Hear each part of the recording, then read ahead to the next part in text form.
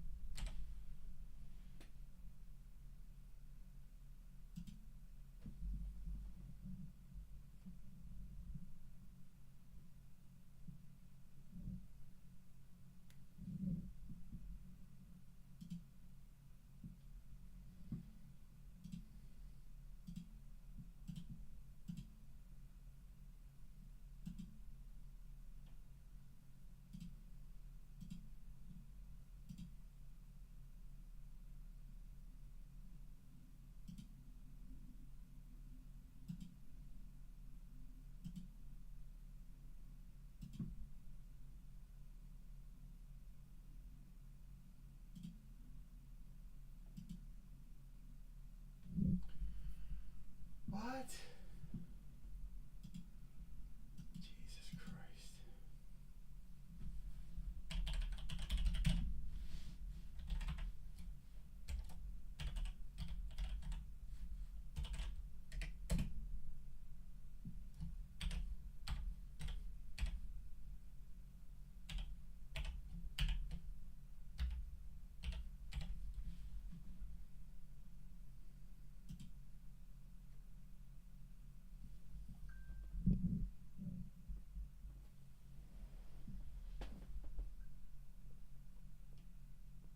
Oh my God.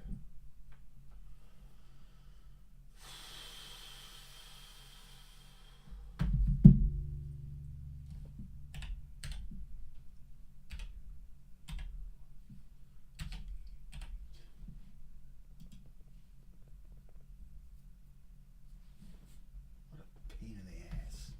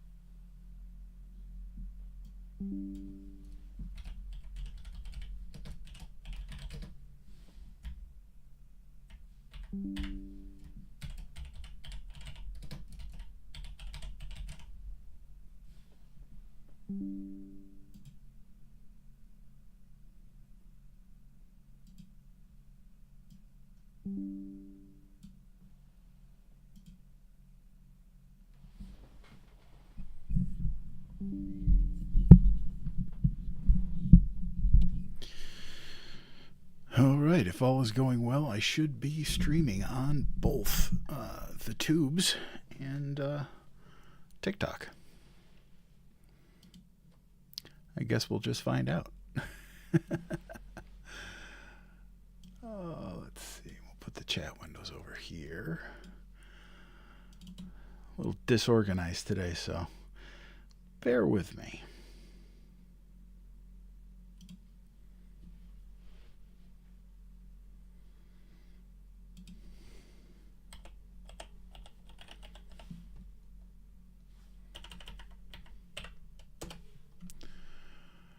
Do, do, do, do, do, do, do, do.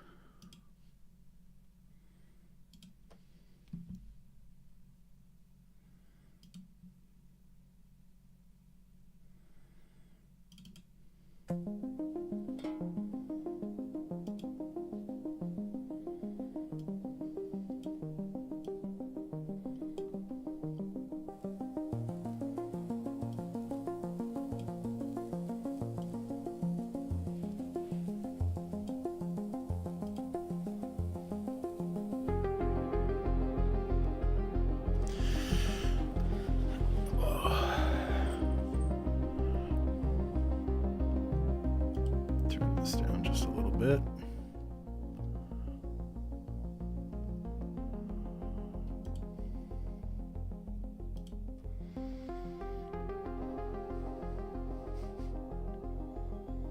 Good evening. I hope we're all doing very well today.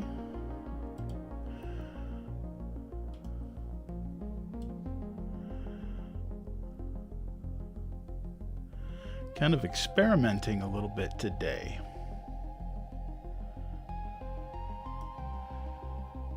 If all goes well, I should be excuse me, streaming on both the tubes, the TubeSU and TikTok at the same time. Oh, Songbird, I appreciate you.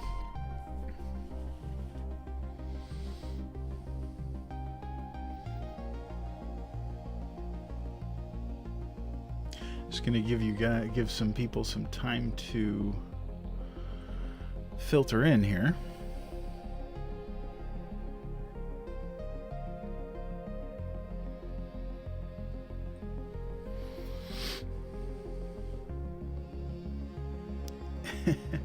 Well, I hope you stick around. We are a few chapters in. I've been reading this one for 2 weeks now, so we are a few chapters in, and oh, absolutely. I am, just let you know, I am live every Sunday night, 9 p.m. Eastern Time, to do Sunday night bedtime stories, and then I also go live on Wednesday nights for just plain old story time with Undead Papa. Those stories are a bit more, I don't want to say adult, but they're just not oriented for kids. I do a lot of horror, science fiction, and some fantasy and stuff like that. Mostly short stories, but Sunday night bedtime stories, we do whole novels. We've done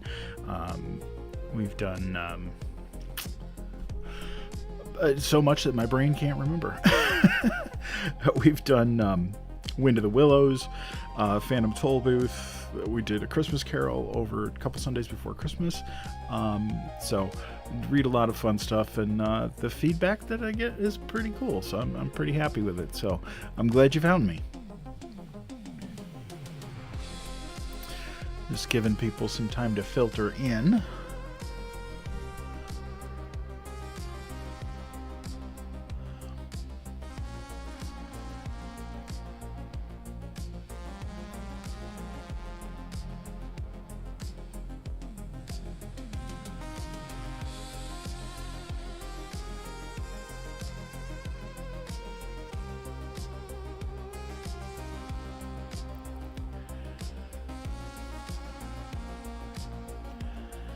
Just want to make sure you guys can hear me okay.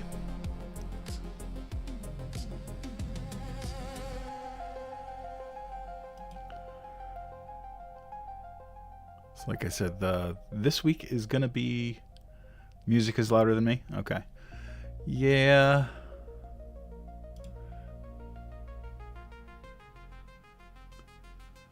Is that better? This is the only one of Madeline L'Engle's work that I've actually read. I've been meaning to get in I've been meaning to read the other two in the series. I've heard Many Waters is very good. Yeah, Daisy, I'm kind of experimenting a little bit here. Let me see. Oops. That's not what I wanted. Might just turn it down here.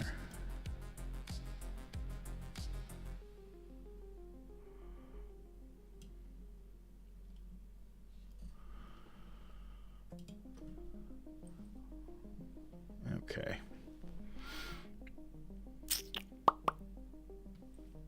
You guys are gonna make fun of me. I seem to be doing the popping again. That's okay.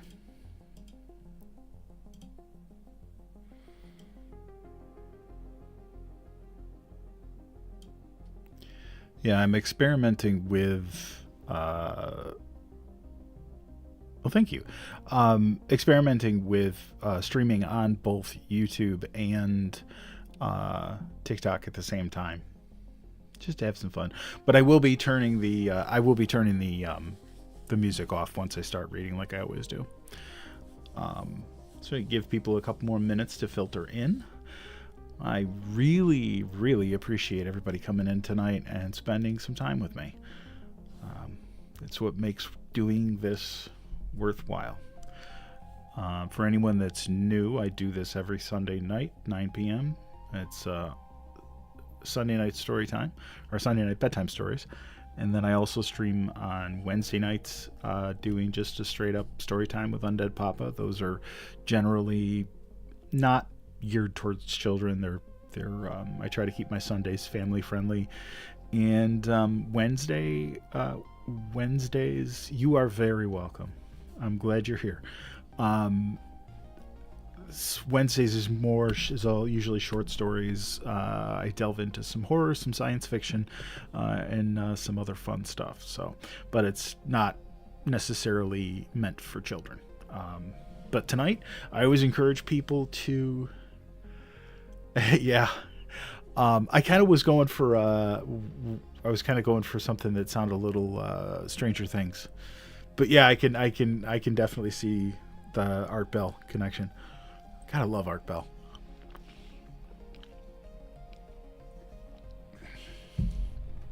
But yeah. So we'll give another minute here.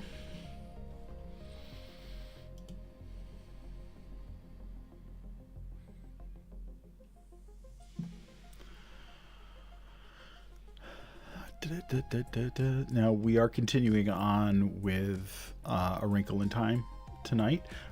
We've been reading it the last couple weeks, and I'll probably be reading it for at least another week, and we'll go from there. It's, Space Queen, there have been several people that have come over the last couple of weeks that have said the same thing, that they either just finished it or they just started reading it. So, Stephanie, well, you are in the right place, and I appreciate you coming in, spending a little time with me this Sunday evening. It's always a good way to relax. I hope everybody's having a good weekend. Mine has been interesting, but we'll go from there. Yeah, so just got back from dinner with my parents.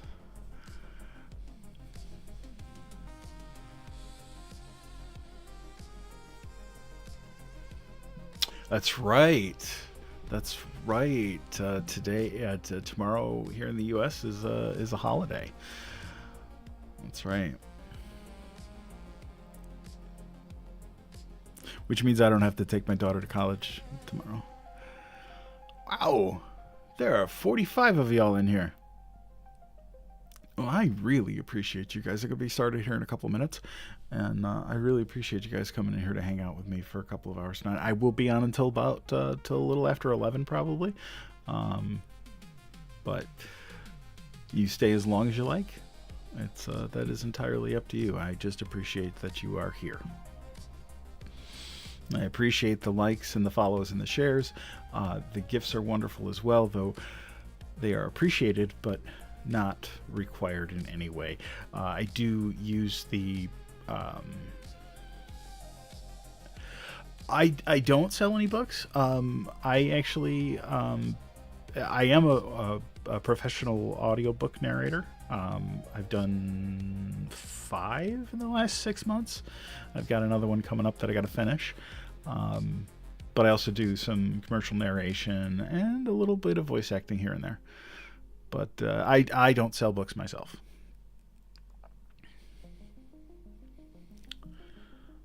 All right, it was a couple more, 2 more minutes, and then we'll get started. But as I was going to say, the gifts, I use the money from those to purchase the ebooks that I need to do these lives. So I really appreciate you here. Okay. So let me turn down the music. Turn down the music. There we go. We'll stop that all together. And why don't we get started?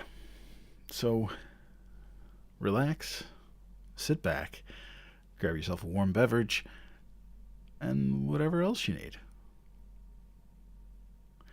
This is A Wrinkle in Time, and the chapter is The Man with Red Eyes. "We knew we were going to be in danger," Charles Wallace said. "Mrs. Whatsit told us that." "Yes, and she told us that it was going to be worse for you than for Meg and me. And you must be careful. You stay right here with Meg, old sport, and let me go in and case the joint and then report to you." "No," Charles Wallace said firmly. "She told us to stay together. She told us not to go off by ourselves." "She told you not to go off by yourself. I'm the oldest, and I should go in first." "No," Meg's voice was flat. "Charles is right. We have to stay together. Suppose you didn't come out, and we had to go in after you. Come on, but let's hold hands if you don't mind." Holding hands, they crossed the square. The huge Central Intelligence Building had only one door, but it was an enormous one, at least 2 stories high, and wider than a room, made of dull, bronze-like material. "Do we just knock?" Meg giggled. Calvin studied the door. "There isn't any handle or knob or latch or anything. Maybe there's another way to get in." Let's try knocking anyhow," Charles said. He raised his hand, but before he touched the door, it slid up from the top and to each side, splitting into 3 sections that had been completely invisible a moment before. The startled children looked into a great entrance hall of dull green marble. Marble benches lined 3 of the walls. People were sitting there like statues. The green of the marble reflecting on their faces made them look bilious. They turned their heads as the door opened, saw the children, and looked away again. "Come on," Charles said. And still, holding hands, they stepped in. As they crossed the threshold, the door shut silently behind them. Meg looked at Calvin and Charles, and they, like the waiting people, were a sickly green. The children went up to the blank 4th wall. It seemed unsubstantial, as though one might almost be able to walk through it. Charles put out his hand. "It's solid and icy cold."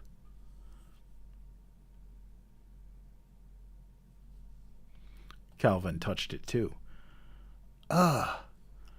Meg's left hand was held by Charles, her right by Calvin, and she had no desire to let go either of them to touch the wall. "Let's ask somebody something." Charles led them over to one of the benches. Could you tell us what's the procedure around here?" he asked one of the men. The men all wore nondescript business suits. and though their features were as different from one another as the features of men on Earth, there was also a sameness to them. Like the sameness of people riding in a subway, Meg thought. Only on a subway, every once in a while, there's somebody different. Here there isn't. The man looked at the children warily. The procedure for what? How do we see whoever's in authority? Charles asked. You present your papers to the A machine. You ought to know that, the man said severely. Where is the A machine? The man pointed to the blank wall. But there isn't a door or anything, Calvin said. How do we go in? You put your S papers in the B slot, the man said. Why are you asking me these stupid questions? Do you think I don't know the answers? You'd better not play any games around here, or you'll have to go through the process machine again. And you don't want to do that. We're strangers here, Calvin said. That's why we don't know about things. Please tell us, sir, who you are and what you do. I run a number 1 spelling machine on the 2nd grade level. But what are you doing here now? Charles Wallace asked. I am here to report that one of my letters is jamming, and until it can be properly oiled by an F-grade oiler, there is danger of jammed mines. Strawberry jam or raspberry? Charles Wallace murmured. Calvin looked down at Charles and shook his head warningly. Meg gave the little boy's hand a slight understanding pressure. Charles Wallace, she was quite sure, was not trying to be rude or funny. It was his way of whistling in the dark. The man looked at Charles sharply. I think I shall have to report you. I'm fond of children due to the nature of my work, and I don't like to get them in trouble. But rather than run the risk myself of reprocessing, I must report you. Maybe that's a good idea, Charles said. Who do you report us to? To whom do I report you? Well, to whom, then? I'm not on the 2nd grade level yet. I wish he wouldn't act so sure of himself, Meg thought, looking anxiously at Charles and holding his hand more and more tightly until he wriggled his fingers in protest. And that's what Mrs. Whatsit said he had to watch, being proud. Don't, please don't, she thought hard at Charles Wallace. She wondered if Calvin realized that a lot of arrogance was bravado. The man stood up, moving jerkily as though he had been sitting for a long time.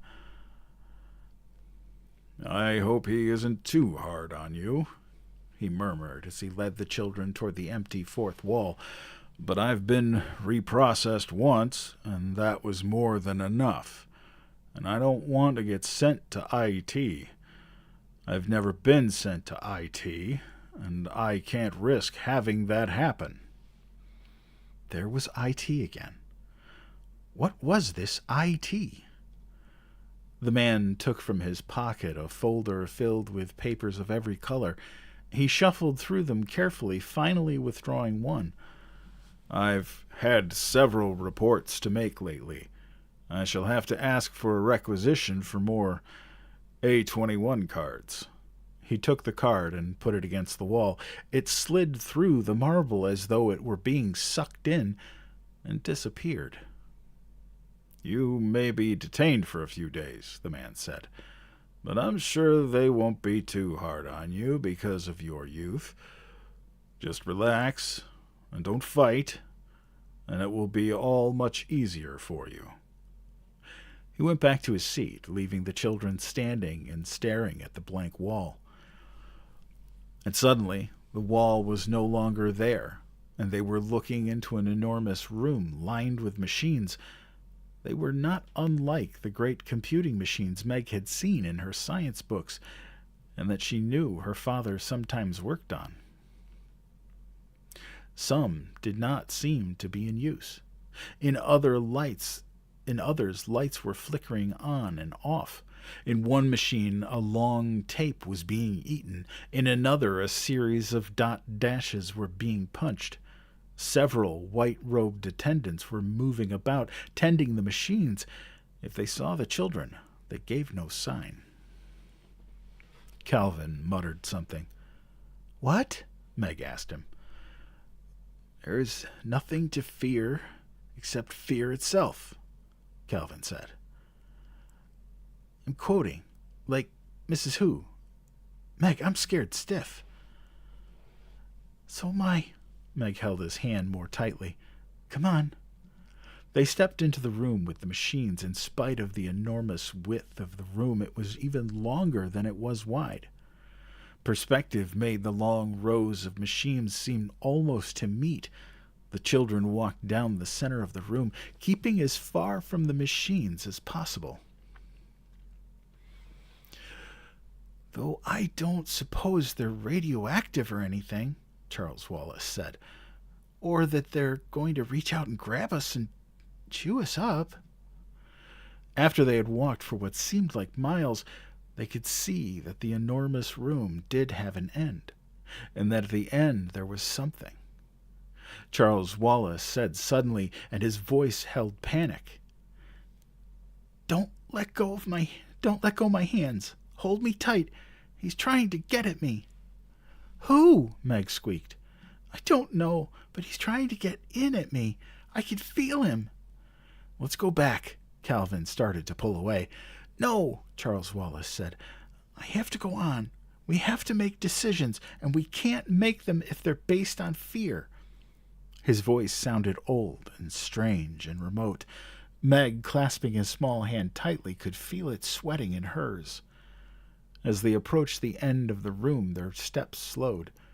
Before them was a platform. On the platform was a chair, and on the chair was a man.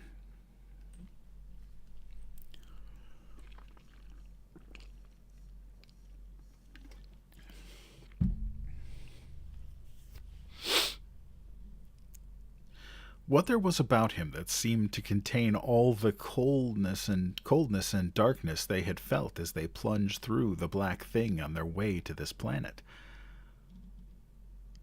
"I have been waiting for you, my dears," the man said.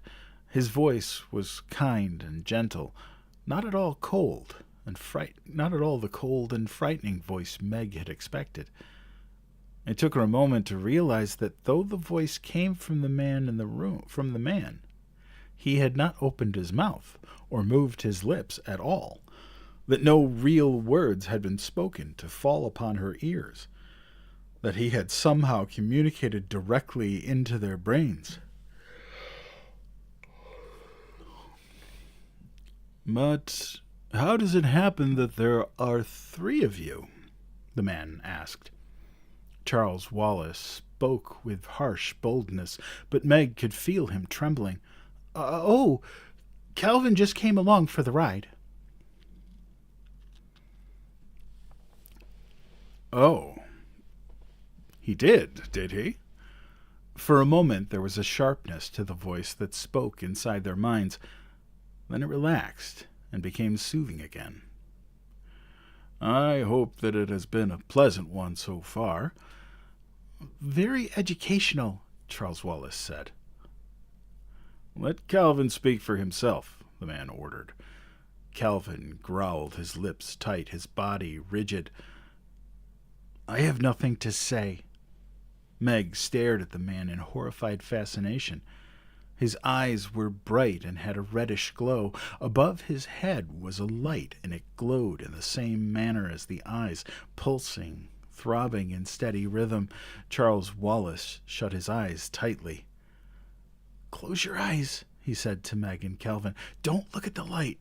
Don't look at his eyes. He'll hypnotize you." "Clever, aren't you?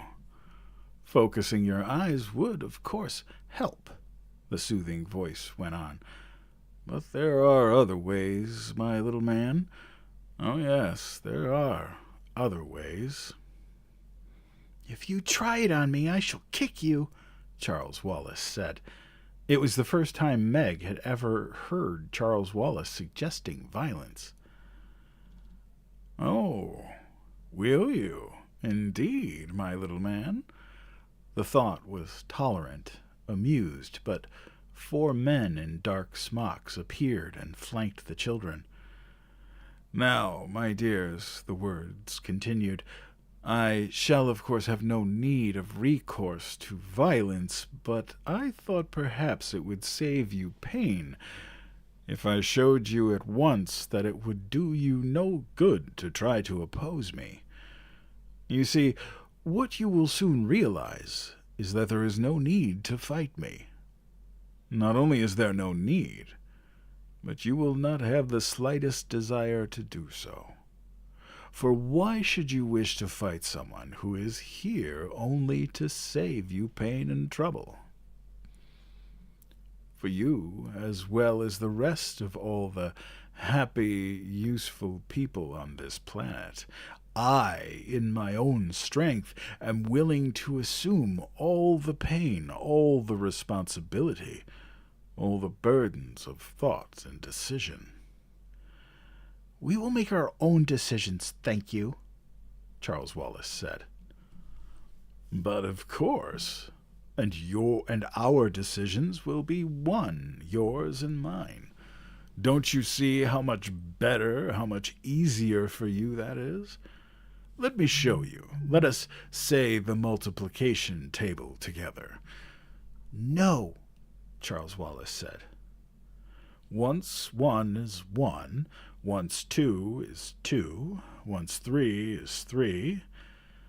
Mary had a little lamb, Charles Wallace shouted. Its fleece was white as snow. Once 4 is 4, once 5 is 5, once 6 is 6, and everywhere that Mary went, the lamb was sure to go. Once 7 is 7, once 8 is 8, once 9 is 9. Peter, pumpkin eater, had a wife and couldn't keep her. Once 10 is 10, once 11 is 11, once 12 is 12. The number words pounded instantly against Meg's brain. They seemed to be boring their way into her skull. Twice 1 is 2, twice 2 is 4, twice 3 is 6. Calvin's voice came out in an angry shout. 67 years ago, our fathers brought forth on this continent a new nation, conceived in liberty and dedicated to the proposition that all men are created equal. Twice 4 is 8, twice 5 is 10, twice 6 is 12. Father! Meg screamed. Father! The scream half involuntarily jerked her mind back out of the darkness. The words of the multiplication table seemed to break up into laughter. Splendid, splendid. You have passed your preliminary tests with flying colors. You didn't think we were as easy as all that, falling for that old stuff, did you? Charles Wallace demanded. I hope not. I most sincerely hoped not. But after all, you are very young and very impressionable, and the younger the better, my little man. The younger the better. Meg looked up at the fiery eyes, at the light pulsing above them, and then away.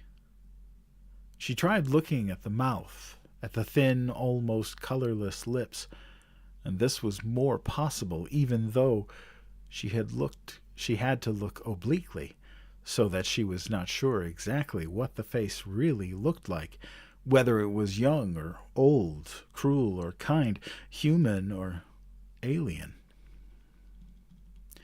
If you please, she said, trying to sound calm and brave, the only reason we are here is because we think our father is here.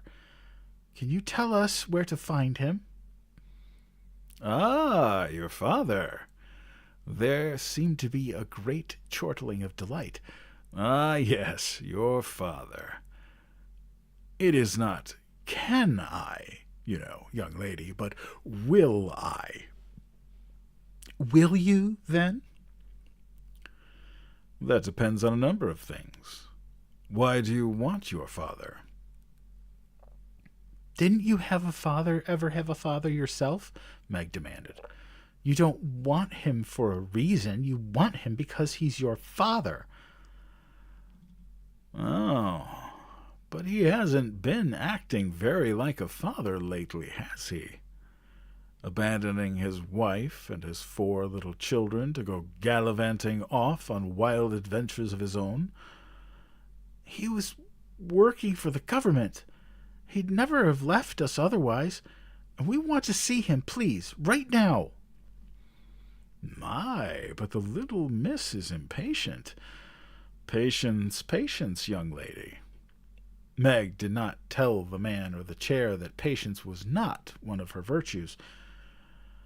And by the way, my children, he continued blandly, you don't need to vocalize verbally with me, I can understand you quite as well as you can understand me. Charles Wallace put his hands on his hips defiantly. The spoken word is one of the triumphs of man, he proclaimed, and I intend to continue using it, particularly with people I don't trust. But his voice was shaking. Charles Wallace, who even as an infant had seldom cried, was near tears. And you don't trust me? What reason have you given us to trust you? What cause have I given you for distrust? The thin lips curled slightly. Suddenly, Charles Wallace darted forward and hit the man as hard as he could, which was fairly hard, as he had a good deal of coaching from the twins. "Charles!" Meg screamed. The men in dark smocks moved smoothly but with swiftness to Charles. The man in the chair casually raised one finger, and the men dropped back.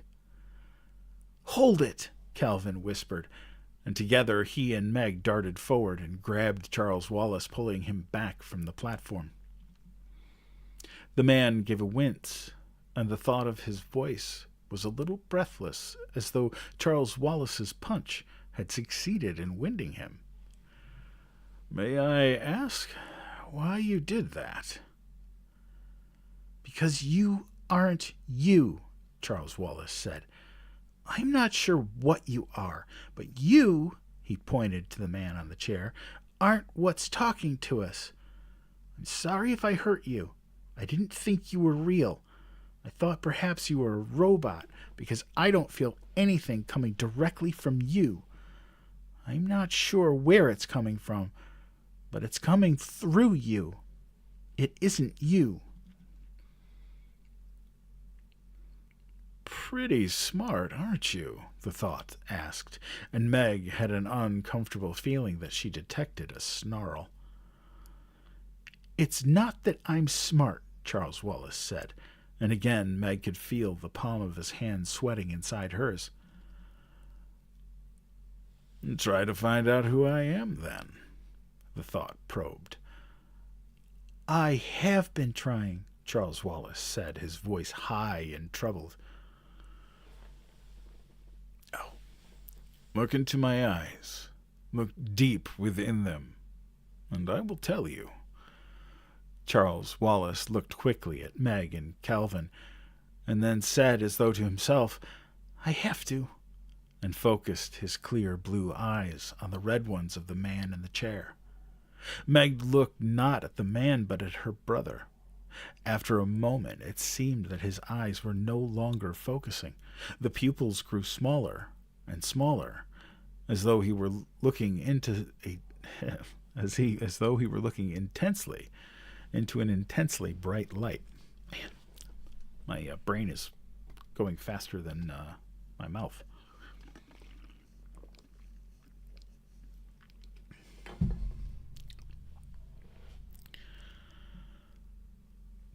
The pupils grew smaller and smaller, as though he were looking into an intensely bright light, until they seemed to close entirely, until his eyes were nothing but an opaque blue. He slipped his hands out of Meg's and Calvin's and started walking slowly toward the man on the chair. "No!" Meg screamed. "No!"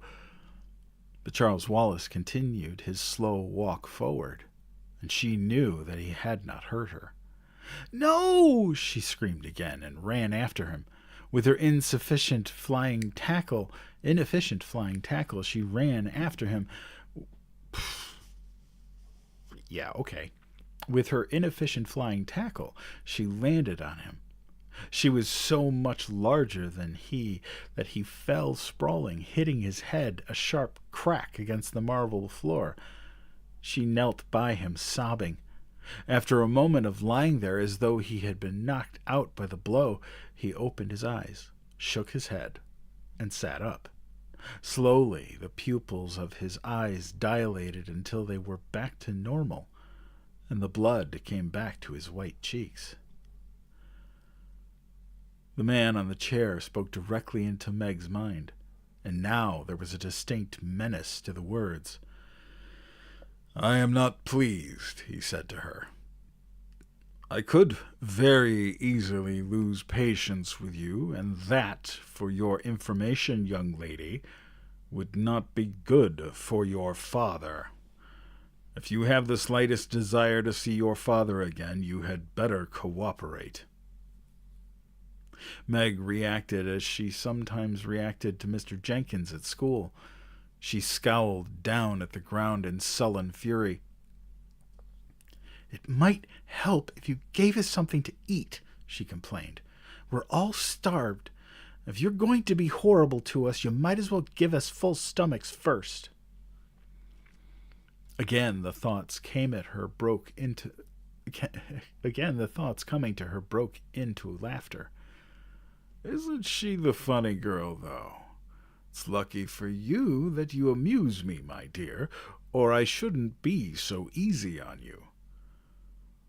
The boys I find not nearly so diverting. Ah, well. Now, tell me, young lady, if I feed you, will you stop interfering with me?" "No," Meg said. "Starvation does work wonders, of course," the man told her. "I hate to use such primitive methods on you, but of course you realize that you force them on me." "I wouldn't eat your food anyhow." Meg was still all churned up and angry as though she were in Mr. Jenkins' office. "I wouldn't trust it." "Of course, our food, being synthetic, is not superior to your messes of beans and bacon and so forth, but I assure you that it is far more nourishing, and though it has no taste of its own, a slight conditioning is all that is necessary to give you the illusion that you are eating a roast turkey dinner." "If I ate now, I'd throw it up anyway," Meg said, still holding Meg's and Calvin's hands. Charles Wallace stepped forward. "Okay, what next?" he asked the man on the chair. "We've had enough of these preliminaries. Let's get on with it." "Well, that's exactly what we're doing," the man said, until your sister interfered by practically giving you a brain concussion. Shall we try again?" "No!" Meg cried. "No, Charles, please. Let me do it, or Calvin." "But it is only the little boy whose neurological system is complex enough. If you tried to conduct the necessary neurons, your brains would explode." "And Charles's wouldn't?" "I think not." "But there's a possibility." "There's always a possibility." "Then he mustn't do it." "I think you will have to grant him the right to make his own decisions." But Meg, with dogged tenacity that had so often caused her trouble, continued. "You mean Calvin and I can't know who you really are?" Oh, no, I didn't say that. You can't know it in the same way, nor is it as important to me to have you know. Here we are. From somewhere in the shadows appeared 4 more men in dark smocks carrying a table. It was covered with a white cloth like the tables used by room service in hotels, and held a metal box containing something that smelled delicious, something that smelled like a turkey dinner. There's something phony about this whole setup, Meg thought. There is definitely something rotten in the state of Camazotz. Again, the thoughts seemed to break into laughter. Of course, it doesn't really smell, but it isn't as good as though it really did. I don't smell anything, Charles Wallace said. I know, young man, and think how much you're missing. This will all taste to you as though you were eating sand, but I suggest that you force it down. I would rather not have your decisions come from the weakness of an empty stomach.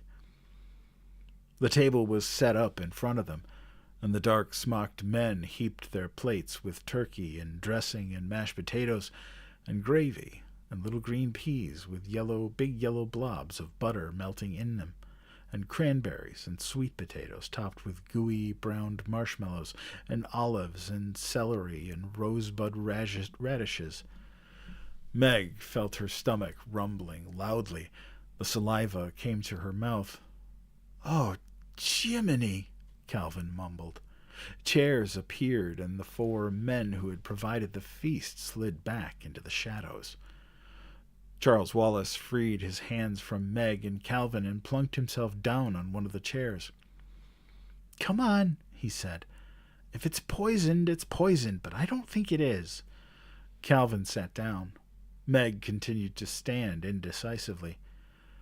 Calvin took a bite. He chewed. He swallowed. He looked at Meg. "If this isn't real, it's the best imitation you'll ever get." Charles Wallace took a bite, made a face, and spit out his mouthful. "It's unfair," he shouted at the man. Laughter again. "Go on, little fellow, eat." Meg sighed and sat. "I don't think we should eat this stuff, but if you're going to, I'd better too." She took a mouthful. "It tastes all right. Try some of mine, Charles." She held out a forkful of turkey. Charles Wallace took it, made another face, but managed to swallow. "Still tastes like sand," he said. He looked at the man. "Why?" "You know perfectly well why. You have shut your mind entirely to me. The other 2 can't. I can get in through the chinks, not all the way in, but enough to give them a turkey dinner. You see, I'm really just a kind, jolly old gentleman." "Ha!" Charles Wallace said. The man lifted his lips into a smile, and his smile was the most horrible thing Meg had ever seen. "Why don't you trust me, Charles? Why don't you trust me enough to come in and find out who I am? I am peace and utter rest. I am freedom from all responsibility. To come into me is the last difficult decision you need ever make." "If I come in, I can never get out again?" Charles Wallace asked. "But of course, if you want to. But I don't think you'll want to." "If I come, not to stay, you understand, just to find out about you, will you tell us where Father is?" "Yes, that is a promise, and I don't make promises lightly." "Can I speak to Meg and Calvin alone? Without your listening in?" "No." Charles shrugged. "Listen," he said to Meg and Calvin, "I have to find out what he really is. You know that. I'm going to try to hold back, but I'm going to try to keep part of myself out. You mustn't stop me this time, Meg." You won't be able to, Charles. He's stronger than you are. You know that. I have to try. But Mrs. Whatsit warned you. I have to try. For Father, Meg, please. I want to know my father. For a moment, his lips trembled. Then he was back in control. But it isn't only Father, Meg. You know that now. It's the black thing. We have to do what Mrs. Witch sent us to do. Calvin, Meg begged. But Calvin shook his head. He's right, Meg. And we'll be with him no matter what happens. But what's going to happen? Meg cried. Charles Wallace looked up at the man. Okay, he said. Let's go. Now the red eyes and the light above seemed to bore into Charles, and again the pupils of the little boy's eyes contracted. When the final point of black was lost in blue, he turned away from the red eyes, looked at Meg, and smiled sweetly. But the smile was not Charles Wallace's smile. Come on, Meg. Eat this delicious food that has been prepared for us, he said. Meg snatched Charles Wallace's plate and threw it on the floor, so that the dinner splashed about and the plate broke into fragments. No! She cried, her voice rising shrilly. No, no, no! From the shadows came one of the dark-smocked men and put another plate in front of Charles Wallace, and he began to eat eagerly. What's wrong, Meg? Charles Wallace asked. Why are you being so belligerent and uncooperative? The voice was Charles Wallace's voice, and yet it was different, too. Somehow flattened out, almost as a voice might have sounded on the two-dimensional planet. Oops. Meg grabbed wildly at Calvin, shrieking, That isn't Charles! Charles is gone!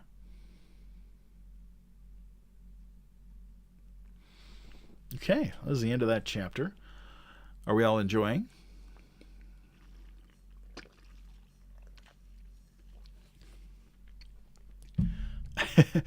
Quirky Salad. I love that. I love your username. That's awesome. That's awesome. But yeah, if you follow me and set it up to get notifications, you'll know when I'm going live. I go live every Sunday night and every Wednesday night. Sundays are bedtime stories, family friendly. I do encourage if the people that have kids to let the kids listen. Wednesday nights are less family friendly. They're horror stories, and I do short stories or horror stories, science fiction, all that fun stuff. But I really love doing this stuff. So please, the more the merrier. I really appreciate you guys coming in here and spending a couple of hours with me on your Sunday evening on this beautiful 3-day weekend. Yeah, it does get weird. I totally agree with you. All right, so I'm going to down some water here, and we'll move on to Chapter 8, which is called The Transparent Column.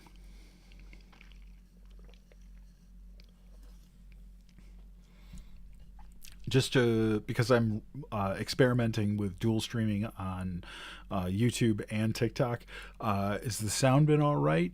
No weird noises or stuttering or no buffering on the video, that kind of thing?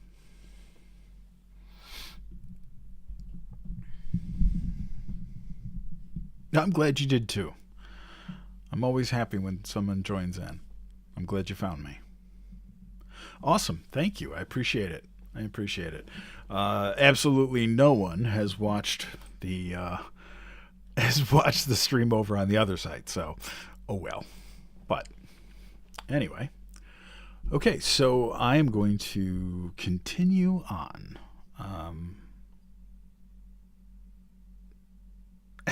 Give me 1 second to I've been exhausted all day. I don't know about y'all, but it's been crazy. All right, so one more swig of water, and we will continue. Well, if you can, if you want to do me a favor and switch over to YouTube and see how good it is. Same handle on YouTube, UndeadPapa. Yep, I'm pretty much UndeadPapa on every site. The only site that's different is Instagram, because the only site where somebody already had the name. But on there, it's UndeadPapa 519. And if you just search for UndeadPapa on Instagram, I'll be there too.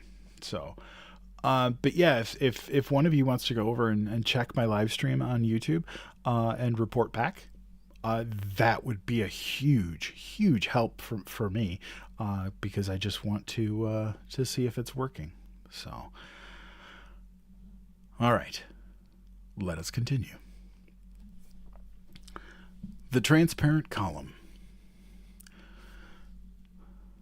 Charles Wallace sat there tucking away turkey and dressing as though it were the most delicious thing he had ever tasted. He was dressed like Charles Wallace. He looked like Charles Wallace.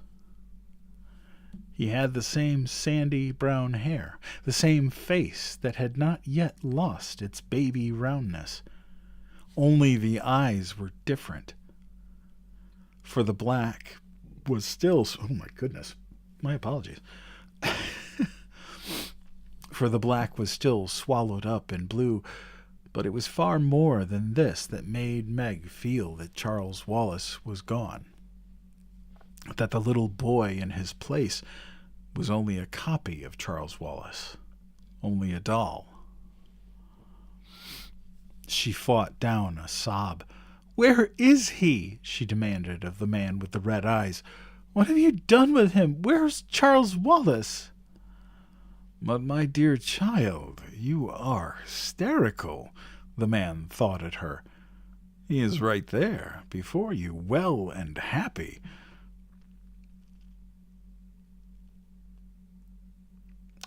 Pfft. My brain, holy cow, I think you just watched me buffer in real time. Completely well and happy for the first time in his life. And he is finishing his dinner, which you also would be wise to do. "You know it isn't Charles," Meg shouted. "You've got him somehow." "Hush, Meg. There's no use trying to talk to him," Calvin said, speaking in a low voice into her ear. What we have to do is hold Charles Wallace tight. He's there, somewhere underneath, and we mustn't let them take him away from us. Help me hold him. Meg, don't lose control of yourself. Not now. You've got to help me hold Charles. He took the little boy firmly by one arm. Fighting down her hysteria, Meg took Charles' other arm and held it tightly. "You're hurting me, Meg," Charles said sharply. "Let me go." "No," Meg said grimly. "We've been all wrong." Charles Wallace's voice, Meg thought, might have been a recording. There was a canned quality to it. "He isn't an enemy at all. He's our friend." "Nuts," Calvin said rudely. "You don't understand, Calvin," Charles Wallace said. "Mrs. Whatsit, Mrs. Who, and Mrs. Which have confused us. They're the ones who are really our enemies. We never should have trusted them for a minute." He spoke in his calmest, most reasonable voice, the voice which infuriated the twins.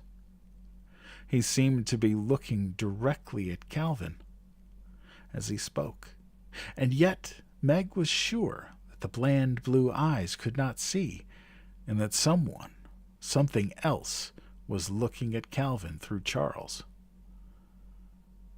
Oh, hey, people are showing up on YouTube. Of course, I got to figure out how I can see the chat, because I can't see the chat. Oh, man. If you're over on YouTube, I appreciate you. If everything's good, I hope, let me know. I can't seem to see the chat there, but we'll keep going.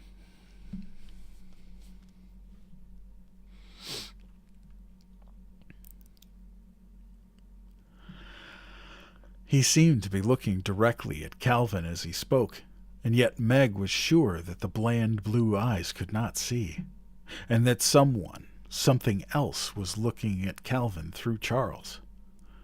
Now the cold, strange eyes turned to her. "Meg, let go. I will explain it all to you, but you must let go." "No." Meg gritted her teeth. She did not release her grasp, and Charles Wallace began to pull away with a power that was not his own, and her own spindly strength was no match against it. "Calvin!" she gasped as Charles Wallace wrenched his arm from her and stood up. Calvin, the athlete, Calvin, the boy who split firewood and brought it in for his mother, whose muscles were strong and controlled, let go Charles Wallace's wrist and tackled him as though he were a football. Meg, in her panic and rage, darted at the man in the chair, intending to hit him as Charles Wallace had done. But the black-smocked men were too quick for her, and one of them held her with her arms pinioned behind her back. "Calvin, I advise you to let me go," came Charles Wallace's voice from under Calvin. Calvin, his face screwed up with a grim determination, did not relax his hold.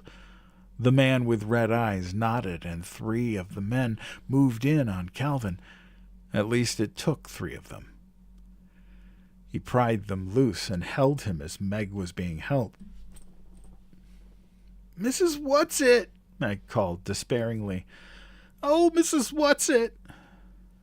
But Mrs. What's-it did not come. "Meg," Charles Wallace said, "Meg, just listen to me." "Okay, I'm listening." "We've been all wrong, I told you. We haven't understood. We've been fighting our friend and Father's friend. If Father tells me he's our friend, maybe I'll believe it. Maybe, unless he's got Father under a spell or whatever it is, like you. This isn't a fairy tale. Spells indeed," Charles Wallace said. "Meg, you've got to stop fighting and relax. Relax and be happy. Oh, Meg, if you'd just relax, you'd realize that all our troubles are over. You don't understand what a wonderful place we've come to. You see, on this planet, everything is in perfect order because everybody has learned to relax, to give in, to submit. All you have to do is look quietly and steadily into the eyes of our good friend here. For he is our friend, dear sister, and he will take you in as he has taken me." "Taking you in is right," Meg said. "You know you're not you. You know you've never in your life called me dear, dear sister." "Shut up a minute, Meg," Calvin whispered to her. He looked up at the man with red eyes. "Okay, have your henchmen let us go and stop talking to us through Charles. We know it's you talking, or whatever's talking through you. Anyhow, we know you've have Charles hypnotized." "Most primitive way of putting it," the man with red eyes murmured. He gestured slightly with one finger, and Meg and Calvin were released. "Thanks," Calvin said wryly. "Now, if you are our friend, will you tell us who or what you are?" It is not necessary for you to know who I am. I am the Prime Coordinator. That is all you need to know."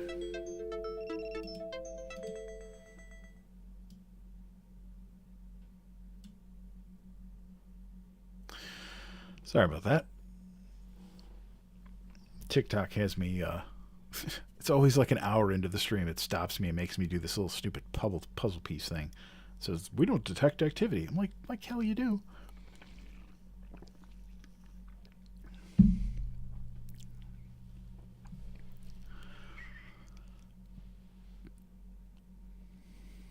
But you're being spoken through, aren't you? Just like Charles Wallace. Are you hypnotized too? I told you that was too primitive a word without the correct connotations. Is it you who are going to take us to Mr. Murray? No, it is not necessary, nor is it possible for me to leave here. Charles Wallace will conduct you. Charles Wallace? Yes. When? Now. The man with red eyes made the frightening grimace that passed for his smile. Yes, I think it might as well be now. Charles Wallace gave a slight jerk of his head, saying, "Come," and started to walk in a strange, gliding, mechanical manner. Calvin followed him. Meg hesitated, looking from the man with the red eyes to Charles and Calvin.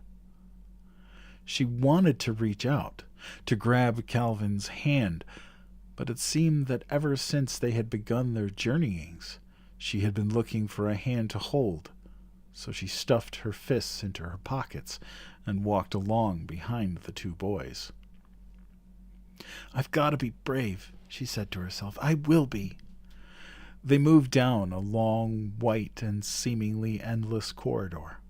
Charles Wallace continued the jerky rhythm of his walk and did not once look back to see if they were with him. Suddenly, Meg broke into a run and caught up with Calvin. "Cal," she said, "listen, quick. Remember what Mrs. Whatsit said your gift was? Communication? And that was what she was giving you. We've been trying to fight Charles Wallace physically, and that isn't any good. Can you try to communicate with him? Can't you try to get into him?" "Golly day, you're right." Calvin's face lit up with hope, and his eyes, which had been somber, regained their usual sparkle. "I've been in such a swivet. It may not do any good, but at least I can try." They quickened their pace until they were level with Charles Wallace. Calvin reached out for his arm, but Charles flung it off. "Leave me alone," he snarled. "I'm not going to hurt you, old sport," Calvin said. "I'm just trying to be friendly. Let's make it up, huh?" "You mean you're coming around?" Charles Wallace said. "Sure." Calvin's voice was coaxing. "We're reasonable people, after all. Just look at me for a minute, Charlibus." Charles Wallace stopped and turned slowly to look at Calvin with his cold, vacant eyes. Calvin looked back, and Meg could feel the intensity of his concentration. An enormous shudder shook Charles Wallace. For a brief flash, his eyes seemed to see. Then his whole body twirled wildly and went rigid. He started his marionette's walk again. "I should have known better," he said. "If you want to see Murray, you'd better come with me and not try any more hanky-panky." "Is that what you call your father, Murray?" Calvin asked. Meg could see that he was angry and upset at his near success. "Father? What is a father?" Charles Wallace intoned. "Merely another misconception. If you feel the need of a father, then I would suggest that you turn to IT." IT again. "Who's IT?" Meg asked. "All in good time," Charles Wallace said. "You're not ready for IT yet. First of all, I will tell you something about this beautiful, enlightened planet of Camazotz." His voice took on the dry, pedantic tones of Mr. Jenkins. "Perhaps you do not realize that on Camazotz we have conquered an illness, all deformity. We—" Calvin interrupted.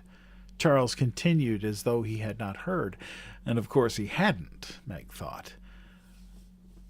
"We let no one suffer. It is so much kinder simply to annihilate anyone who is ill. Nobody has weeks and weeks of runny noses and sore throats. Rather than endure such discomfort, they are simply put to sleep." "You mean they're put to sleep while they have a cold? Or that they are murdered? Calvin demanded. Murder is a most primitive word, Charles Wallace said. There's no such thing as murder on Camazotz. It takes care of all such things. He moved jerkily to the wall of the corridor, stood still for a moment, then raised his hand. The wall flickered, quivered, grew transparent. Charles Wallace walked through it, beckoned to Meg and Calvin, and they followed. They were in a small, square room from which radiated a dull, sulphurous light. There was something ominous to Meg in the very compactness of the room, as though the walls, the ceiling, the floor might move together and crush anybody rash enough to enter. How did you do that? Calvin asked Charles. Do what? Make the wall open like that? I merely rearranged the atoms, Charles Wallace said loftily. You've studied atoms in school, haven't you? Sure, but... Then you know enough to know that matter isn't solid, don't you? That you, Calvin, consist mostly of empty space. That if all the matter in you came together, you'd be the size of the head of a pin. That's a plain scientific fact, isn't it? Yes, but... So I simply pushed the atoms aside, and we walked through the space between them. Meg's stomach seemed to drop, and she realized that the square box in which they stood must have been an elevator, and that they had started to move upward with great speed. The yellow light lit up their faces, and the pale blue of Charles's eyes absorbed the yellow and turned green. Calvin licked his lips. Where are we going? Up, Charles continued his lecture. On Camazotz, we are all happy because we are all alike. Differences create problems. You know that, don't you, dear sister?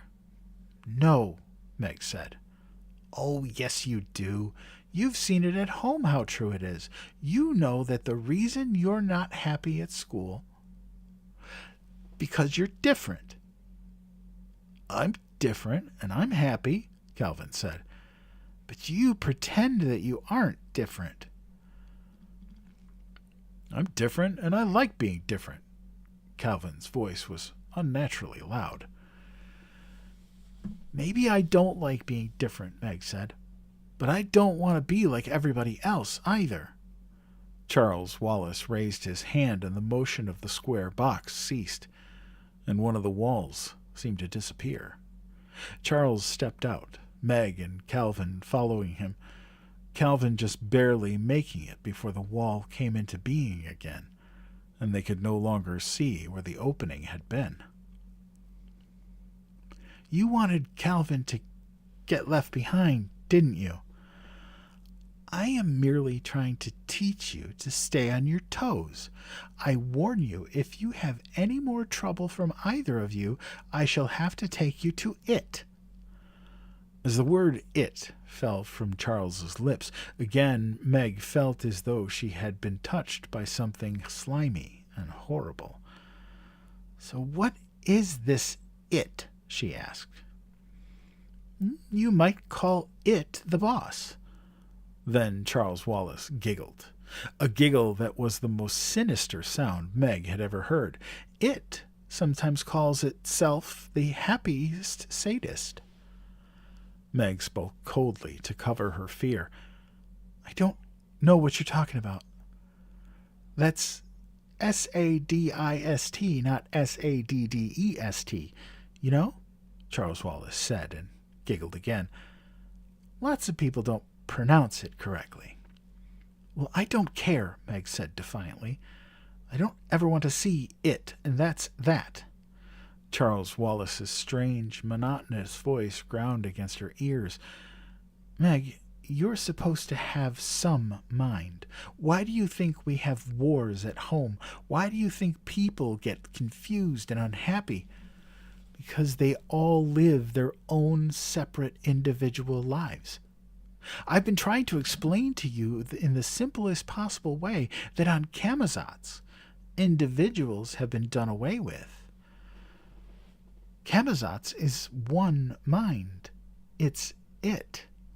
And that's why everybody's so happy and efficient.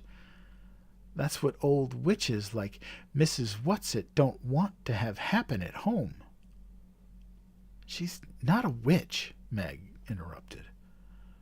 No, Calvin said. You know she's not. You know that it's just their game, their way, maybe, of laughing in the dark. In the dark is correct, Charles continued. They want us to go on being confused instead of properly organized. Meg shook her head violently. No, she shouted. I know our world isn't perfect, Charles, but it's better than this. This isn't the only alternative. It can't be. Nobody suffers here, Charles intoned. Nobody is ever unhappy. But nobody's ever happy either, Meg said earnestly. Maybe if you aren't unhappy, sometimes you don't know how to be happy. Calvin, I want to go home. We can't leave Charles, Calvin told her. We can't go before we've found your father. You know that. But you're right, Meg, and Mrs. Witch is right. This is evil. Charles Wallace shook his head, and scorn and disapproval seemed to emanate from him. Come, we are wasting time. He moved rapidly down the corridor, but continued to speak. How dreadful it is to be low individual organisms. Tick, tick, tick. His pace quickened from step to step, his short legs flashing, so that Meg and Calvin almost had to run to keep up with him. Now, see this, he said. He raised his hand, and suddenly they could see through one of the walls into a small room. In the room a little boy was bouncing a ball. He was bouncing it in rhythm, and the walls of his little cell seemed to pulse with the rhythm of the ball. And each time the ball bounced, he screamed as though he were in pain. That's the little boy we saw this afternoon, Calvin said sharply. The little boy who wasn't bouncing the ball like the others. Charles Wallace giggled again. Yes, every once in a while there's a little trouble with cooperation, but it's easily taken care of. After today, he'll never desire to deviate again. Ah, here we are. He moved rapidly down the corridor and again held up his hand to make the wall transparent. They looked into another small room or cell. In the center of it was a large, round, transparent column. And inside this column was a man. Father! Meg screamed. Dun, dun, dun. Oh, wow. You guys are amazing. Oh, geez, 84 of you in here? 160 new people. Holy cow. Wow. That's amazing. I hope everything is going well over on the tubes. I see that there are 4 viewers over there right now. Hopefully next time I will figure out how I can see the chat over there so I can talk to you guys too.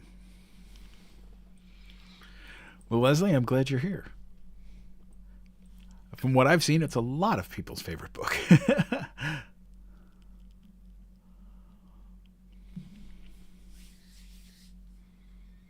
Oh, that's amazing. 130. Wow. Y'all really want to come in here and listen to me talk, huh? I appreciate y'all. I really do. You guys are amazing. I don't think I say that enough.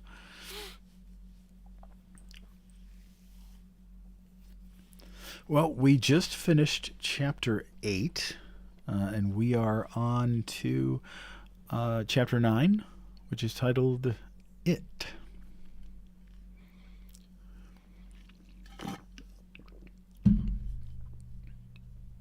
Well, Casey, I am glad you found us.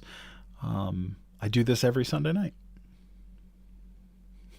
Duh, you have a calming voice. Yeah, that's what they keep telling me. I'm gonna be surprised if like I get messages at some point the next day going, I fell asleep.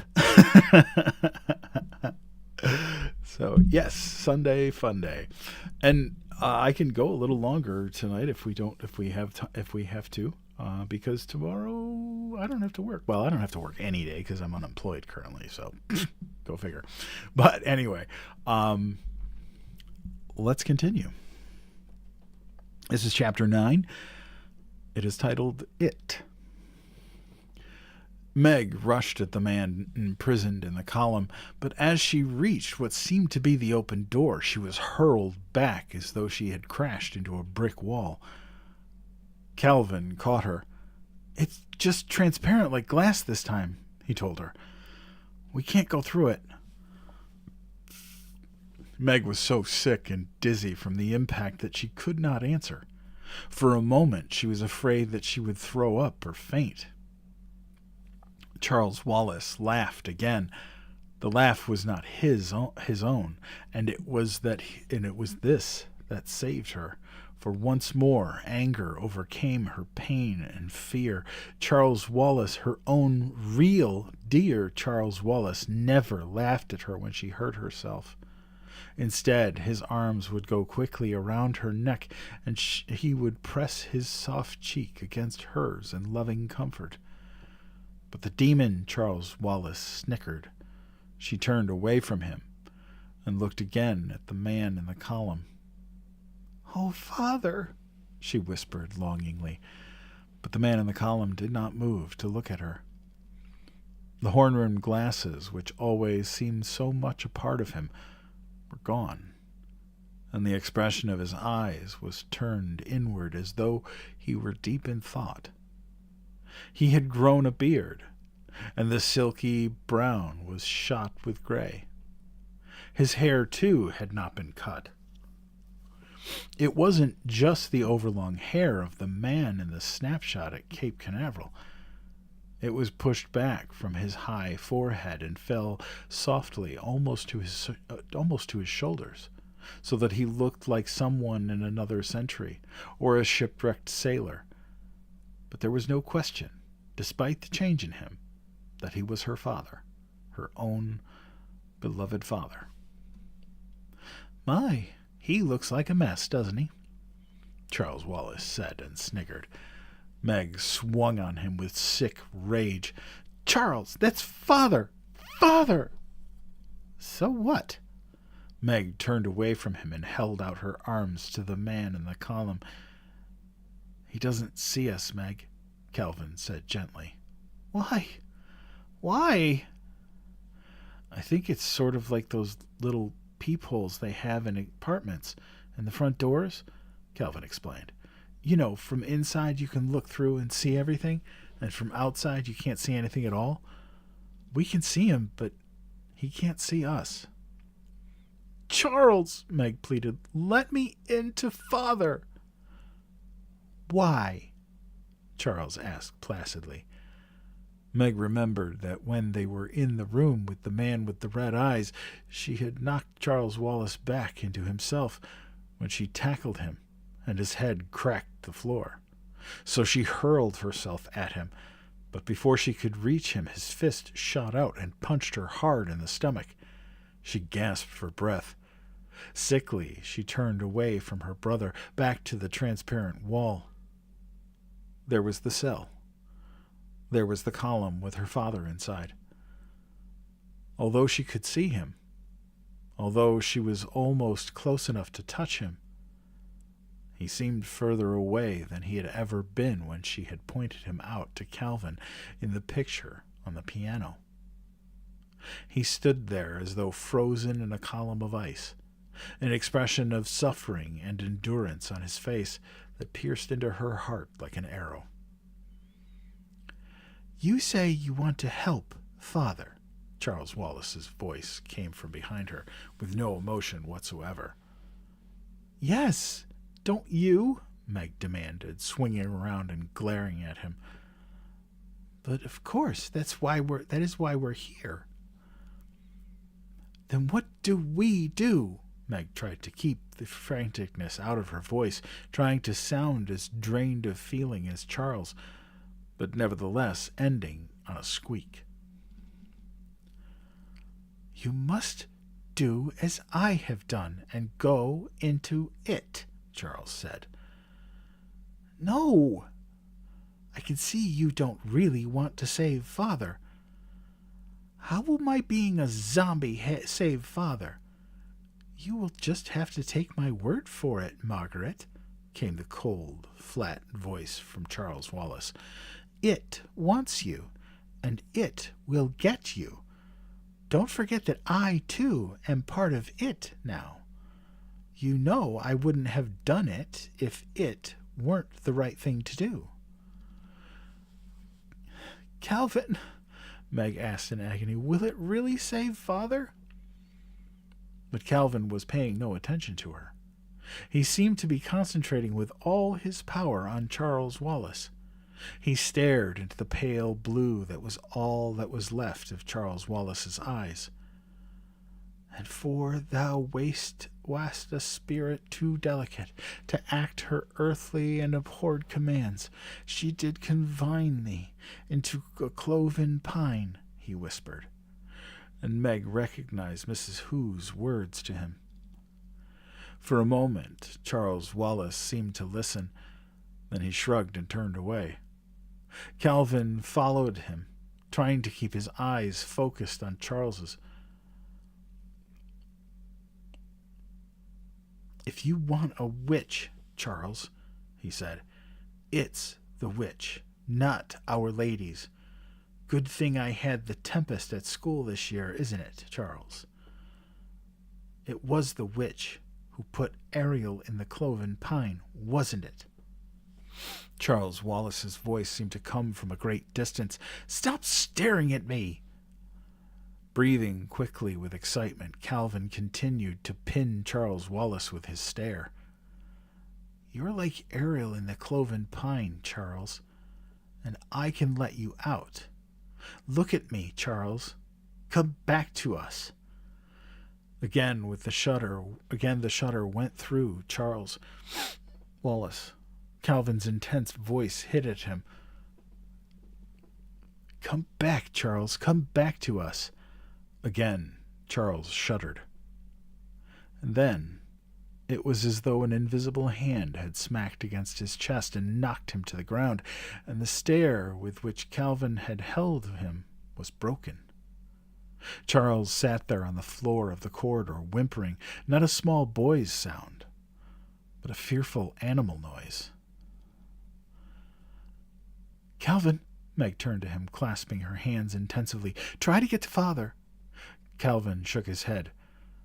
Charles almost came out. I almost did it. He almost came back to us. Try Father, Meg said again. How? Your cloven pine thing. Isn't Father imprisoned in a cloven pine even more than Charles? Look at him in that column there. Get him out, Calvin. Calvin spoke in an exhausted way. Meg, I don't know what to do. I don't know how to get in. Meg, they're asking too much of us. Mrs. Who's spectacles, Meg said suddenly. Mrs. Who had told her to use them only as a last resort, and surely that was now. She reached into her pocket, and the spectacles were there, cool and light and comforting. With trembling fingers, she pulled them out. Give me those spectacles! Charles Wallace's voice came in a harsh command, and he scrambled up off the floor and ran at her. She barely had time to snatch off her own glasses and put on Mrs. Who's, and as it was, one earpiece dropped down her cheek as they barely stayed on her nose. As Charles Wallace lunged at her, she flung herself against the transparent door, and she was through it. She was in the cell with the imprisoning column that held her father. With trembling fingers, she straightened Mrs. Who's glasses and put her own in her pocket. Give them to me, Charles Wallace's menacing voice. and he was in the cell with her, with Calvin on the outside pounding frantically to get in. Meg kicked at Charles Wallace and ran at the column. She felt as though she were going through something dark and cold, but she was through. "Father!" she cried, and she was in his arms. This was the moment for which she had been waiting, not only since Mrs. Witch whisked them off on their journeys, but during the long months and years before, when the letters had stopped coming, when people had made remarks about Charles Wallace, when Mrs. Murray showed a rare flash of loneliness or grief. This was the moment that meant now and forever everything would be right. As she pressed against her father, all was forgotten except joy. There was only the peace and comfort of leaning against him, the wonder of the protecting circle of his arms, the feeling of complete reassurance and safety at his presence always gave her. Her voice broke in a happy sob. "Oh, Father! Oh, Father!" "Meg!" he cried in glad surprise. "Meg, what are you doing here? Where's your mother? Where are the boys?" She looked out of the column, and there was Charles Wallace in the cell, an alien expression distorting his face. She turned back to her father. There was no more time for greeting, for joy, for explanations. "We have to go to Charles Wallace," she said, her words tense. "Quickly!" Her father's hands were moving gropingly over her face, and as she felt the touch of his strong, gentle fingers, she realized with a flooding of horror that she could see him, that she could see Charles in the cell and Calvin in the corridor, but her father could not see them, could not see her. She looked at him in panic, but his eyes were the same steady blue that she remembered. She moved her hand briskly across the line of his vision, but he did not blink. "Father!" she cried. "Father, can't you see me?" His arms went around her again in a comforting, reassuring gesture. "No, Meg." "But, Father, I can see you." Her voice trailed off. Suddenly she shoved Mrs. Who's glasses down her nose and peered over them, and immediately she was in complete and utter darkness. She snatched them off her face and thrust them at her father. His fingers closed about the spectacles. "Darling," he said, "I'm afraid your glasses won't help." "But they're Mrs. Who's. They're not mine," she explained, not realizing that her words would sound like gibberish to him. "Please try them, Father, please." She waited while she felt him fumbling in the dark. "Can you see now?" she asked. "Can you see now, Father?" "Yes," he said. "Yes, the wall is transparent now. How extraordinary. I could almost see the atoms rearranging." His voice had its old familiar sound of excitement and discovery. It was the way he sounded sometimes when he came home from his laboratory after a good day and began to tell his wife about his work. And then he cried out, "Charles! Charles Wallace!" And then, "Meg, what's happened to him? What's wrong? That is Charles, isn't it?" "It has him, Father," she explained tensely. "He has gone into it. Father, we have to help him." For a long moment, Mr. Murray was silent. The silence was filled with words he was thinking and would not speak out loud to his daughter. Then he said, "Meg, I'm in prison here. I have been for... Father, these walls, you can go through them. I came through the column to get into you. It was Mrs. Who's glasses." Mr. Murray did not stop to ask who Mrs. Who was. He slapped his hand against the translucent column. "It seems solid enough." "But I got in," Meg repeated. "I'm here. Maybe the glasses help the atoms rearrange. Try it, Father." She waited breathlessly. and after a moment she realized that she was alone in the column. She put out her hands in the darkness and felt its smooth surface curving about her on all sides. She seemed utterly alone, the silence and darkness impenetrable forever. She fought down panic until she heard her father's voice coming to her very faintly. "I'm coming back in for you, Meg." It was almost a tangible feeling as the atoms of the strange material seemed to part to let him through to her. In their beach house at Cape Canaveral there had been a curtain between dining and living room made of long strands of rice. It looked like a solid curtain, but you could walk right through it. At first, Meg had flinched each time she came up to the curtain, but gradually she got used to it and would go running right through, leaving the long strands of the rice swinging behind her. Perhaps the atoms of these walls were arranged in somewhat the same fashion. "Put your arms around my neck, Meg," Mr. Murray said. "Hold on to me tightly. Close your eyes and don't be afraid." He picked her up. She wrapped her long legs around his waist and clung to his neck. With Mrs. Who's spectacles on, she had felt only a faint darkness and coldness as she moved through the column. Without the glasses, she felt the same awful clamminess she had felt when they tessered through the outer darkness of Camazotz. Whatever the black thing was to which Camazotz had submitted, it was within as well as without the planet. For a moment it seemed that the chill darkness would tear her from her father's arms. She tried to scream, but within that icy horror no sound was possible. Her father's arms tightened about her, and she clung to his neck with a strange hold, but she was no longer lost in panic. She knew that if her father could not get her through the wall, he would stay with her rather than leave her. She knew that she was safe as long as she was in his arms. Then they were outside. The column rose up in the middle of the room, crystal clear and empty.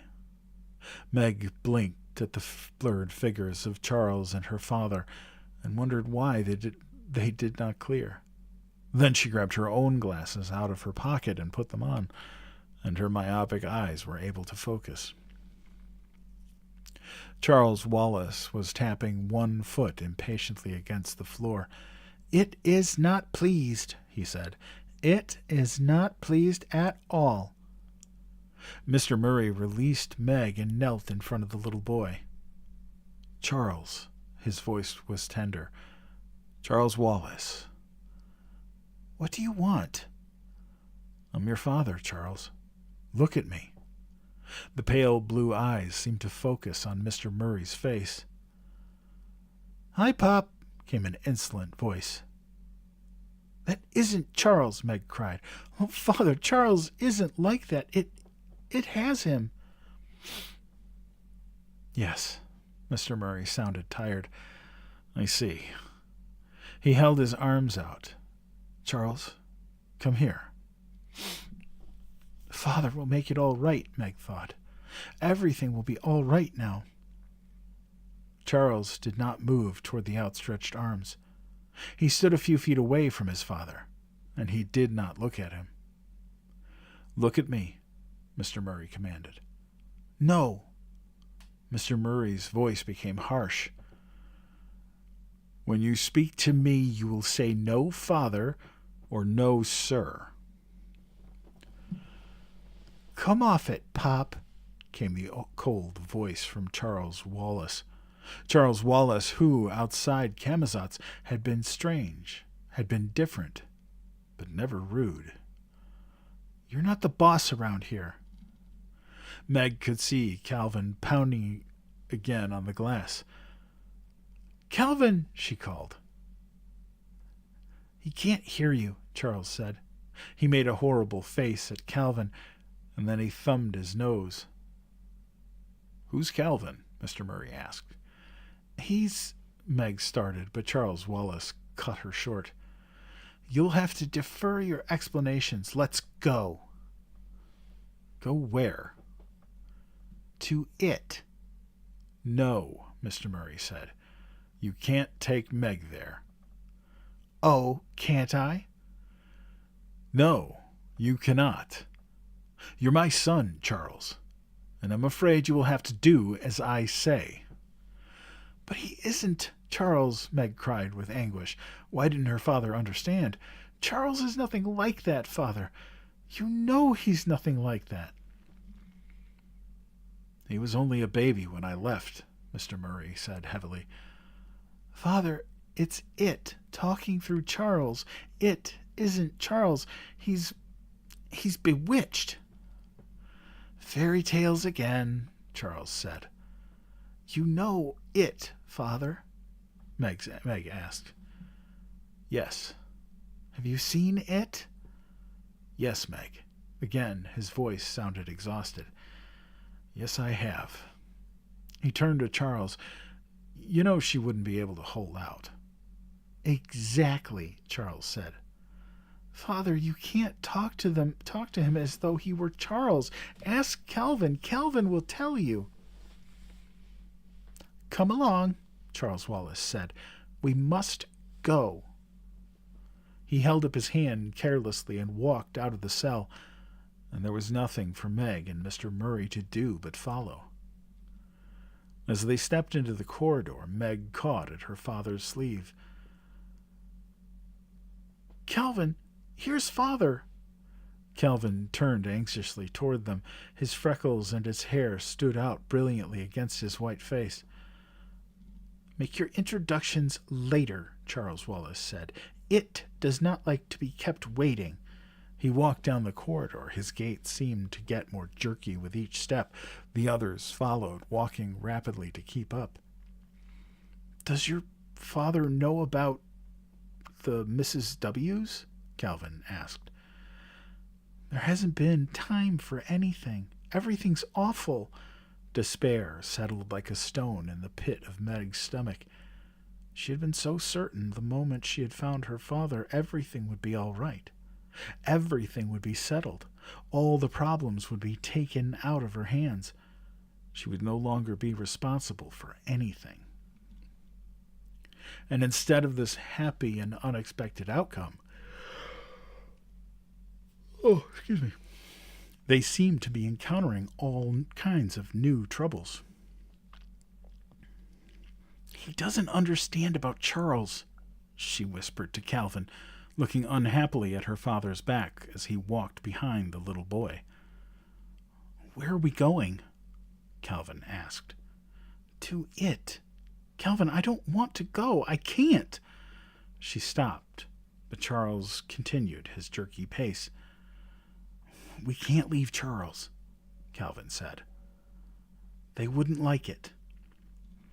Who wouldn't? Mrs. Whatsit and Company.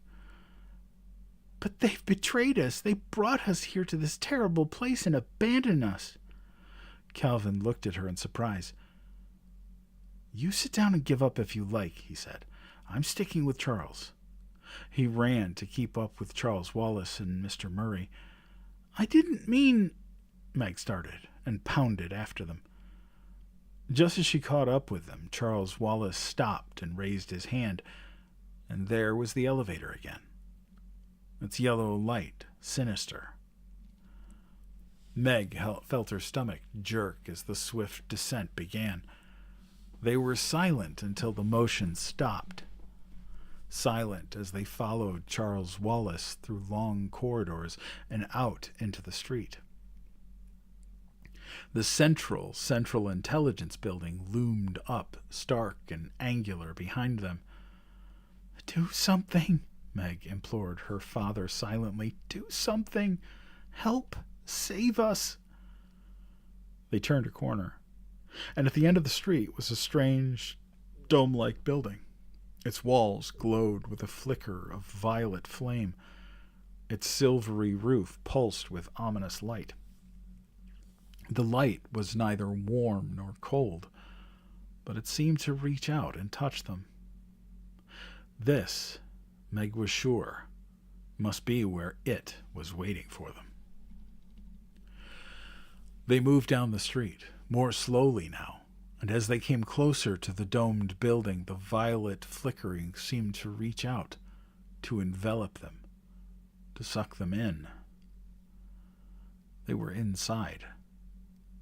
Meg could feel a rhythmical pulsing. It was a pulsing not only about her, but in her as well, as though the rhythm of her heart and lungs was no longer her own, but was being worked by some outside force. The closest she had come to the feeling before was when she had been practicing artificial respiration with the Girl Scouts, and when the leader, an immensely powerful woman, had been working on Meg, intoning, "Out goes the bad air, in comes the good," while her heavy hands pressed, released, pressed, released. Meg gasped, trying to breathe at her own normal rate, but the inexorable beat within and without continued. For a moment she could neither move nor look around to see what was happening to the others. She simply had to stand there, trying to balance herself into the artificial rhythm of her heart and lungs. Her eyes seemed to swim in a sea of red. Then things began to clear, and she could breathe without gasping like a beached fish, and she could look about the great circular domed building. It was completely empty except for the pulse, which seemed a tangible thing, and a round dais exactly in the center. On the dais lay what? Meg could not tell, and yet she knew that it was from this that the rhythm came. She stepped forward tentatively.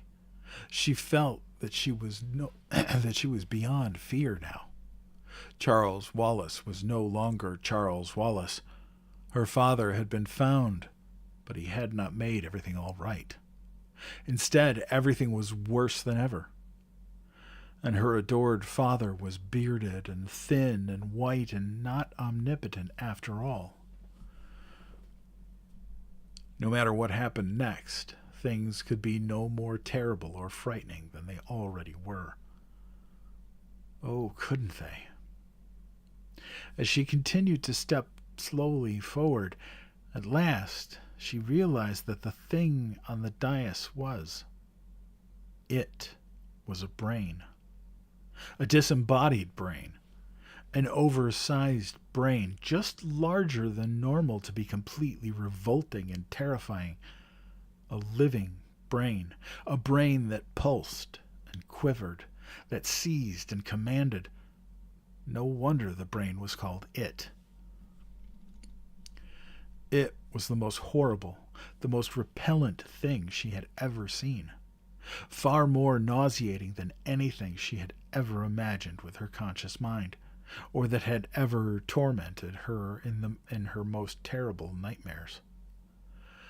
But as she had felt she was beyond fear, so now she was beyond screaming. She looked at Charles Wallace, and he stood there, turned toward It, his jaw hanging slightly loose, and his vacant blue eyes slowly twirled. Oh, yes, things could always be worse. These twirling eyes within Charles Wallace's soft, round face made Meg cry.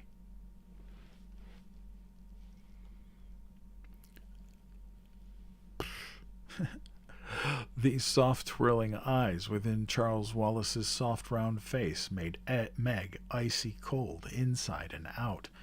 She looked away from Charles Wallace and at her father. Her father stood there with Mrs. Who's glasses still perched on his nose. Did he remember that he had them on? And he shouted to Calvin, "Don't give in!" "I won't! Help Meg!" Calvin yelled back. It was absolutely silent within the dome, and yet Meg realized that the only way to speak was to shout with all the power possible. For everywhere she looked, everywhere she turned, was the rhythm, and as it continued to control the systole and the diastole of her heart, the intake and outlet of her breath, the red miasma began to creep before her eyes again, and she was afraid that she was going to lose consciousness. And if she did that, she would be completely in the power of it.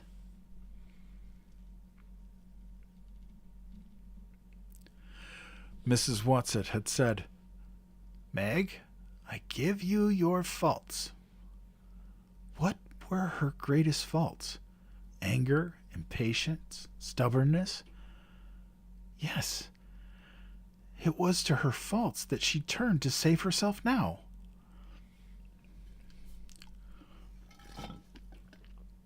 With an immense effort, she tried to breathe against the rhythm of it, but its power was too strong. Each time she managed to take a breath out of rhythm, an iron hand seemed to squeeze her heart and lungs. Then she remembered that when they had been standing before the man with red eyes, and the man with red eyes had been intoning the multiplication tables at them, Charles Wallace had fought against his power by shouting out nursery rhymes, and Calvin by the Gettysburg Address. "Georgie, porgy, puddin' and pie," she cried. "Kissed the girls and made them cry." That was no good. It was too easy for nursery rhymes to fall into the rhythm of it. She didn't know the Gettysburg Address. How did the Declaration of Independence begin? She had memorized it only that winter, not because she was required to at school, but simply because she liked it.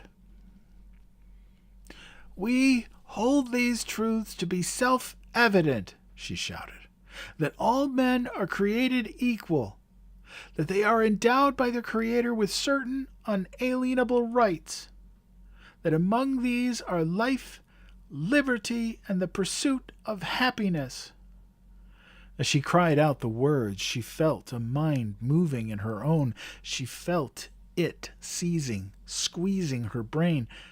Then she realized that Charles Wallace was speaking, or being spoken through by it. But that's exactly what we have on Camazotz.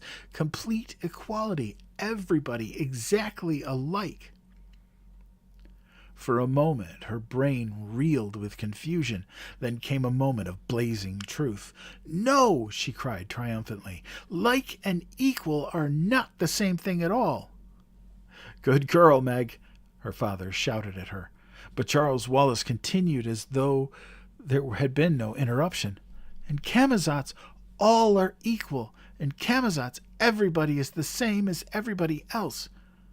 But he gave her no argument, provided no answer, and she held on to her moment of revelation. Like and equal are two entirely different things. For the moment, she had escaped from the power of it. But how? She knew that her own puny little brain was no match for this great, bodiless, pulsing, writhing mass on the round dais. She shuddered as she looked at it.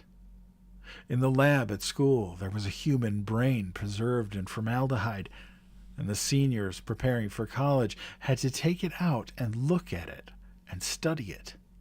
Meg had felt that when the day came, she would never be able to endure it. But now she thought that if only she had a dissecting knife, she would slash at it, cutting ruthlessly through the cerebrum and cerebellum. Words spoke within her directly this time, through Charles. "Don't you realize that if you destroy me, you destroy your little brother?" If that great brain were cut, were crushed, would every mind under its control in Camazotz die too? Charles Wallace and the man with red eyes and the man who ran the #1 spelling machine on the second grade level, and all the children playing ball and skipping rope, and all the mothers and all the men, and the women going in and out of the buildings. Was their life completely dependent on it? Were they beyond all possibility of salvation? She felt the brain reaching at her again as she let her stubborn control slip. Red fog glazed her eyes. Faintly, she heard her father's voice, though now she knew he was shouting at the top of his lungs. "The periodic table of elements, Meg! Say it!" A picture flashed into her mind of winter evenings spent sitting before the open fire, studying with her father. "Hydrogen, helium," she started obediently.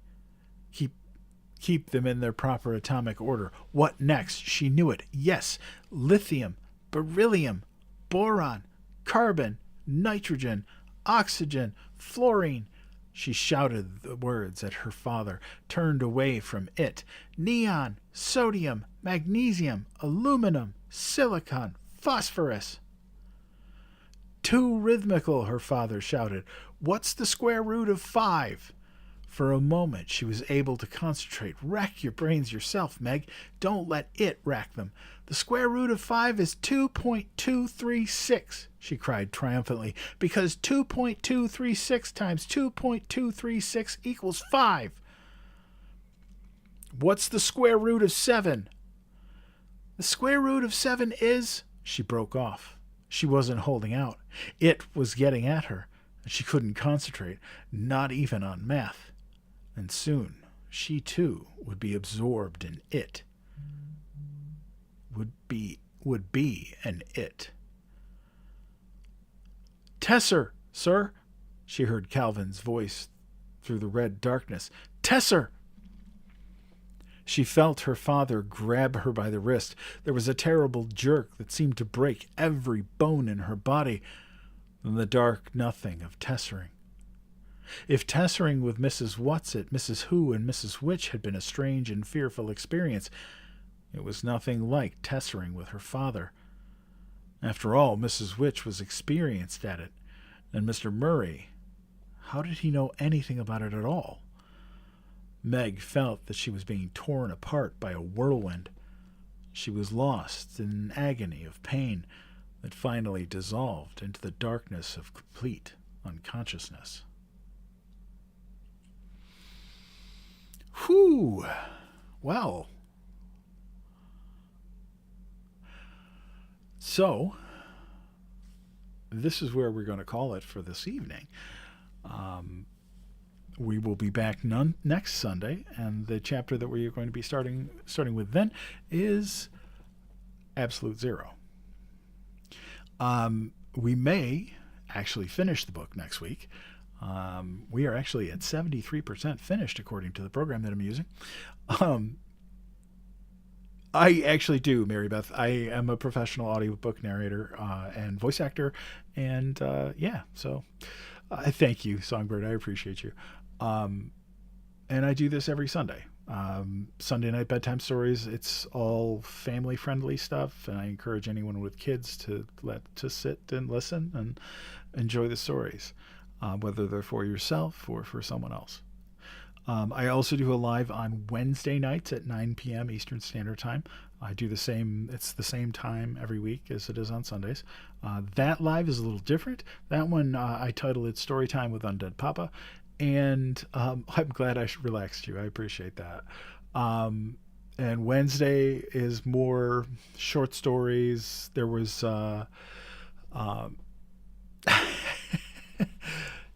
thank you, Nerd Unleashed. I appreciate you. You are a wonderful friend, and I am grateful that we cross paths on this app. You know, I got to be honest with you, TikTok, as much of you are very welcome. I am one. As much as of a pain in the butt as this app can be, I have met some very amazing people on here. I've even met my best friend is somebody that I met on here. And I mean, She lives 3,000 miles away in Vancouver, Washington State. It's most unlikely. You're very welcome, Fishnets Jackson. I appreciate you for being here. Thank you. Best friend I've ever had. So that's going to make it for tonight. Like I said, I'll be back on Wednesday with some short stories, probably some horror, science fiction, fun stuff. We do have a tendency to get a little dark, but it's always entertaining. I appreciate you guys for being here. Oh, hey, the fat movie guy. How you doing, sir? It's so cool that you're here. Hey, everybody, if you are in chat, go follow the fat movie guy. He's an awesome person. Follow Nerd Unleashed. Fat movie guy does some great, no worries, bro. Does great movie content, and he's just an all-around good guy. Got a little bit of a potty mouth, but I can't fault him for that. He only does it when he gets excited. So, but listen, I appreciate all of you guys. If you follow, I do put up notifications letting you know when I'm going to go live. I do it into my story and in my feed, so you can look there. But I am very grateful that you all came in here and spent a little time with me tonight. The world is... Sometimes it feels like it's gone crazy, and maybe it has. But I'm glad that we can all come together, read some stories, and take a little break from the craziness. And as I say at the end of every one of these lives, please be kind to each other. It's important, more important now than ever. And be kind to yourself, because kindness matters. And so do you. I'll see you Wednesday. Take care.